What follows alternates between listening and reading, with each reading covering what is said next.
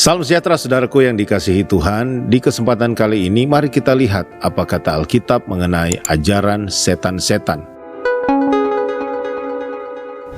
Dalam 1 Timotius pasal 4 ayat 1 kita baca, firman Tuhan berkata, tetapi roh dengan tegas mengatakan bahwa di waktu-waktu kemudian ada orang yang akan murtad lalu mengikuti roh-roh penyesat dan ajaran setan-setan. Dalam terjemahan bahasa Inggrisnya, dalam New American Standard, 1 Timotius 4 ayat 1, istilah ajaran setan-setan menggunakan istilah doctrines of demons atau doktrin roh-roh jahat atau doktrin setan-setan. Saudara, mungkin kalau Anda berpikir kata ini ajaran setan-setan, yang muncul di pikiran Anda adalah ini mungkin ajaran tentang okultisme atau tentang sihir atau tentang perdukunan. Pokoknya hal yang berbau-bau mistis lah, berbau okultisme, roh-roh jahat. Tapi sesungguhnya ciri utama dari ajaran setan-setan adalah tipu daya. Sekali lagi, ciri utama dari ajaran setan-setan adalah tipu daya. Artinya begini, sesuatu yang kelihatannya benar tetapi menjerumuskan. Itu dia yang disebut tipu daya. Sesuatu yang kelihatannya benar tetapi menjerumuskan. Artinya begini, ajaran setan-setan itu menggunakan firman Tuhan tetapi memutarbalikkan maksud yang sebenarnya. Kita tahu firman Tuhan adalah kebenaran, tapi kalau diputarbalikkan maksudnya, itu bisa menjadikan orang sesat. Jadi firman Tuhan itu yang seharusnya menjadi sumber kebenaran bagi seseorang, justru menjadi sumber kesesatan. Bukan karena firman Tuhannya sesat, tetapi karena artinya, maksudnya, maknanya telah diputarbalikkan. Itu yang saya sebut sebagai tipu daya. Nah, dalam Amsal pasal 4 ayat 12, Alkitab mengingatkan, dikatakan begini, ada jalan yang disangka orang lurus, tetapi ujungnya menuju maut. Saya mau kasih contoh di dalam Kejadian pasal 3. Disitulah pertama kali iblis menggunakan muslihat yang disebut tipu daya. Dalam pasal 3 ayat 1 Kejadian itu dikatakan, adapun ular ialah yang paling cerdik dari segala binatang di darat yang dijadikan oleh Tuhan Allah. Ular itu berkata kepada perempuan itu, tentulah Allah berfirman, semua pohon dalam taman ini jangan kamu makan buahnya, bukan?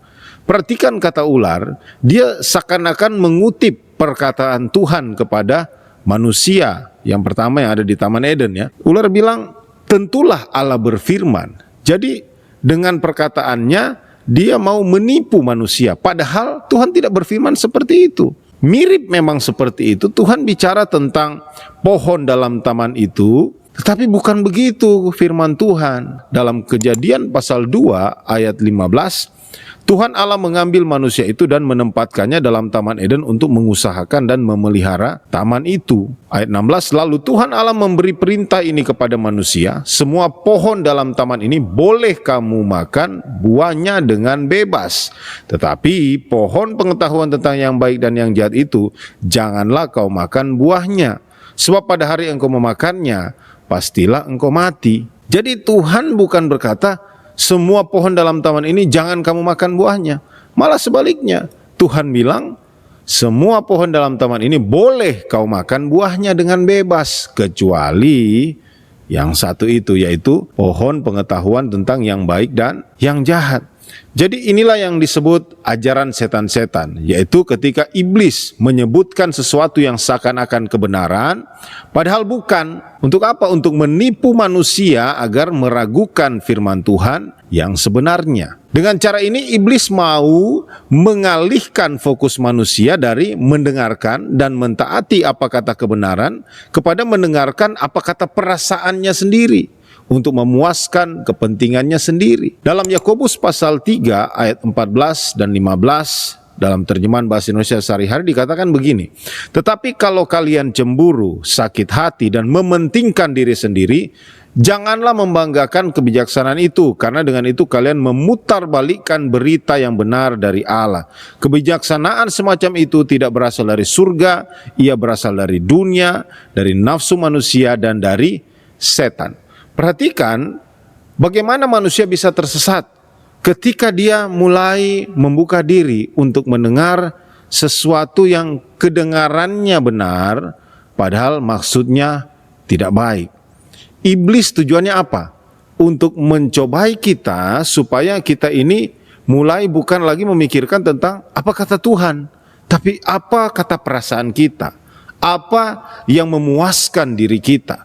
Buktinya Adam dan Hawa jatuh gara-gara itu, saudara. Perhatikan di Kejadian pasal 3 ayat 2, bagaimana respon manusia. Dalam hal ini perempuan itu dikatakan di ayat 2, dia berkata kepada ular, buah pohon-pohonan dalam taman ini boleh kami makan, tetapi tentang buah pohon yang ada di tengah-tengah taman, Allah berfirman, jangan kamu makan ataupun raba buah itu, nanti kamu mati. Sebenarnya manusia tahu apa kata firman, tetapi perhatikan ayat 4. Tetapi ular itu berkata kepada perempuan itu, sekali-kali kamu tidak akan mati.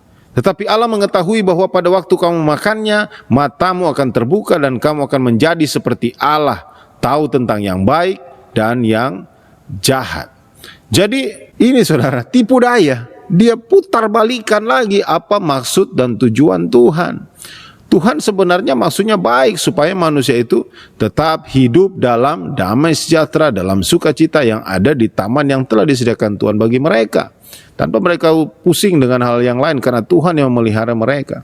Tetapi di sini iblis menaruhkan bibit hawa nafsu kepada manusia dengan mengatakan bahwa kalau kamu makan buah itu, kamu akan menjadi seperti Allah, tahu tentang yang baik dan yang jahat. Jadi masalahnya bukan soal tahu tentang yang baik dan yang jahat, tetapi kamu menjadi seperti Allah. Disitulah muncul bibit hawa nafsu, keinginan manusia yang berpusat pada dirinya sendiri, yang mau menjadi lebih daripada yang seharusnya dia diciptakan. Itulah tipu daya muslihat iblis. Lalu hasilnya apa? Ayat 6. Perempuan itu melihat bahwa buah pohon itu baik untuk dimakan dan sedap kelihatannya, lagi pula pohon itu menarik hati karena memberi pengertian.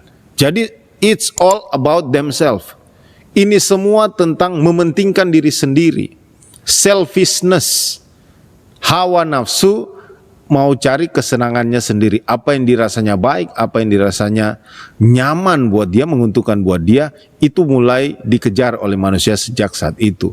Bukan lagi apa kata Tuhan, bukan lagi mau dengar Tuhan, tapi mau dengar perasaannya.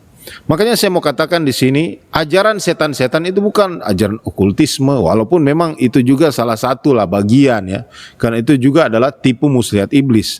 Tetapi itu semua dimulai dari ketika iblis mengambil satu bagian daripada perkataan Tuhan dan memutarbalikkannya supaya manusia itu awalnya mungkin penasaran, apakah benar Tuhan berkata begitu.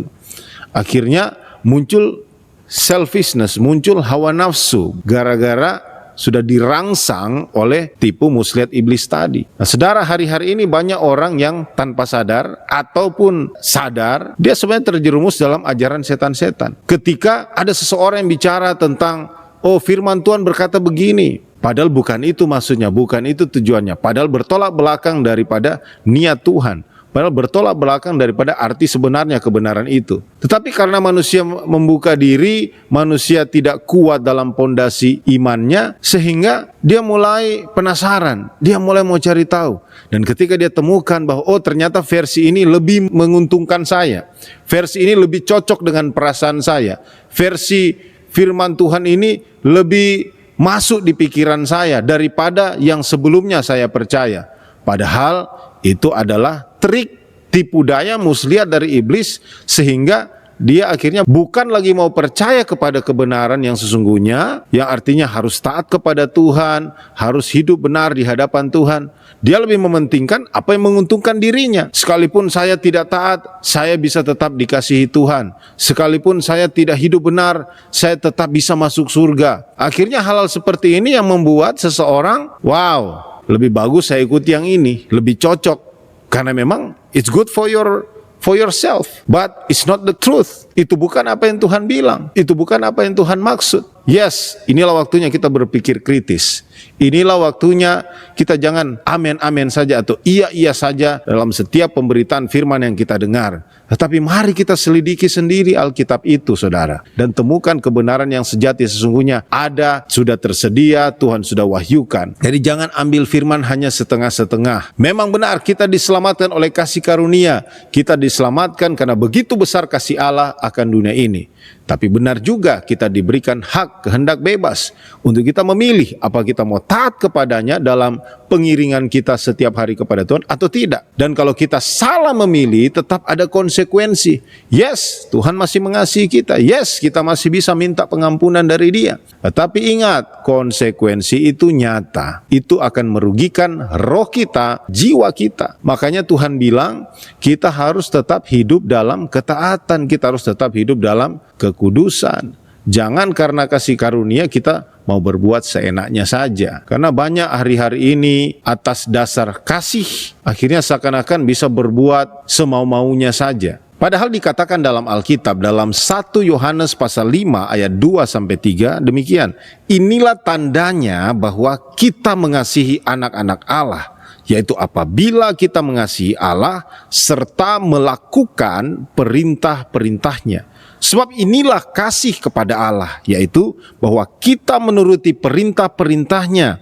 Perintah-perintahnya itu tidak berat. Jadi kita bicara kasih harus berdasarkan ketaatan kita kepada Tuhan. Itulah pembuktian kasih kita kepada Tuhan dan kepada sesama. Kalau kita mengasihi Tuhan hanya berdasarkan perasaan kita, bukan berdasarkan mau melakukan kebenaran, yaitu apa yang Tuhan inginkan untuk kita lakukan, hanya apa yang kita rasa nyaman untuk kita lakukan, itu bukan kasih, saudara. Itu hanya sekedar perbuatan baik level manusia. Itu bukan kasih kepada Allah kalau kita hanya mau melakukan apa yang baik menurut kita untuk kita lakukan kepada orang lain. Tapi apa yang tidak menyenangkan buat kita, walaupun itu kebenaran, kita tidak mau lakukan.